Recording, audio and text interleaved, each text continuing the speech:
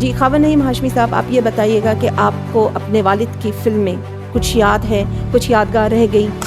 उनकी डेथ के बाद भी एक फिल्म लगी थी उनकी याराना, वो भी देखी थी मैंने जाके। तो अभी आपको कुछ अपनी वालिद की यादगार फ़िल्मों के बारे में कुछ बताएं। कौन सा किरदार है जो आपको बहुत पसंद आया?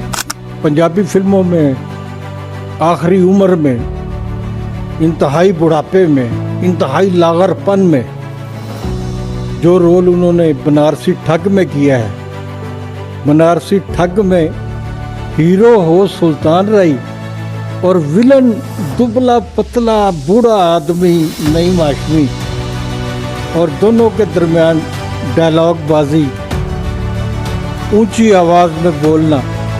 और नईम साहब को बनारसी ठग में कई एक्टरों को रिजेक्ट करके रखा गया था कि इनकी आवाज़ सुल्तान राय के मुकाबले में नीची है। नईम हाशमी साहब की उस लागरपन में, बीमारी में भी जो आवाज़ थी वो बहुत गूंजदार थी।